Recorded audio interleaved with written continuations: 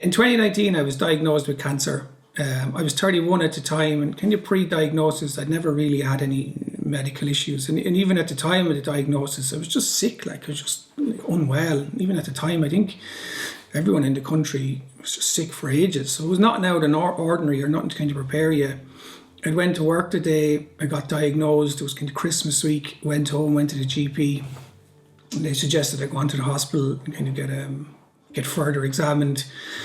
I give bloods, and just within a couple of hours, the doctor just kind of pulled me into a room and was like, "Yeah, you've got leukemia."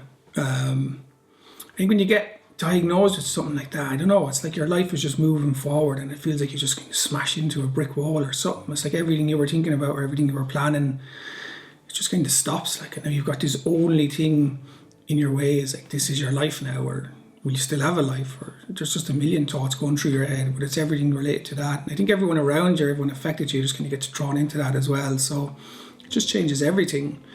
I didn't go home from being in that hospital. I got transferred straight up to a different hospital.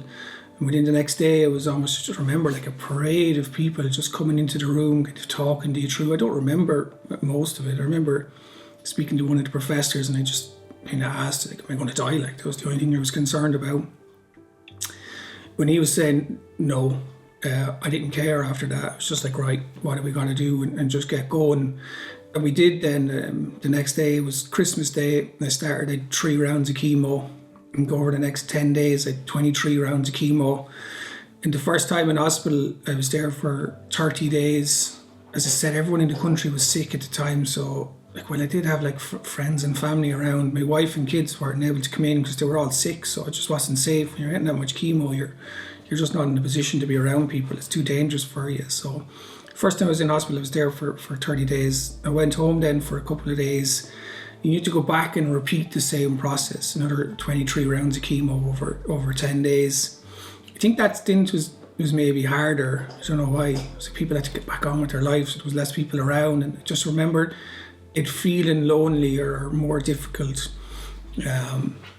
During that time, the consultants told me that they didn't think chemo was going to be sufficient for my recovery, so they kind of informed me that I'd need to have a stem cell or bone marrow transplant. I was aware of what that was and what was involved and kind of how it would go, but listen, if that was what was needed, that was what I was going to do.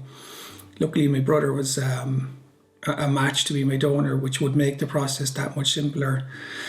But after the second kind of 30 days or 5 weeks in hospital, I got to go home for a couple of weeks at that time. And I don't know, I remember it being really good. Like, we kind of just forgot about everything. I think we went away for a night and kind of went visiting people, and yeah, it was good. But it was all building up to what was coming, was the time for the transplant. When I went in for the transplant, I don't remember the exact days, it was mid-March 2020. And the day after I got admitted to do the transplant is when kind of Ireland went into its first lockdown for COVID, which just made everything a little bit more complicated, because during the transplant period, you were going to be really, I suppose, vulnerable medically. So yeah, it was just an added layer of mess. Anyway, I eventually had my transplant kind of mid-March. I think I stayed in hospital for a good few weeks after. It was a really difficult time. I don't remember a whole lot of it, just you're so unwell. As well, you're allowed no visitors in hospitals. Even the medical kind of nurses or doctors spend very little time in the room, so it's just a lot of isolation when you're really, really unwell. But the transplant worked. It was done, it was successful, and after, I think it was 5 or 6 weeks at that time, I was allowed to go home and kind of continue my recovery from home. I think the next 18 months were kind of spent at home. I would have thought after the transplant the worst was past, but it really wasn't. The recovery after was quite intense. I would have been up in hospital for kind of regular appointments multiple times per week. And when I was home, I was really just kind of bedbound or just kind of surviving. Variation of days. Some days were better, some days were worse. But it was a long, drawn-out process. I was lucky to have great support from my family and kind of those around me. Being during COVID, it was difficult. We done a lot of it on our own, and kind of getting around in transport was difficult, but it was what it was. Other people had to do the same thing. When I think of how the insurances or protections that I had in place kind of impacted or were kind of part of the process, like initially when I kind of got diagnosed and I was transferred up to the hospital, I instantly got in touch with the claims team for the income protection, and it was just a huge sense of relief, even with everything that was going on at the time, to know that financially we were going to be okay. Our mortgage and bills we paid, to be food in the house, equally so, like to be money for the kids to continue with their life. Like while I wasn't going to be there and I was going to be kind of doing this recovery thing, I didn't want their lives to have to change or stop. And that's my story in a nutshell.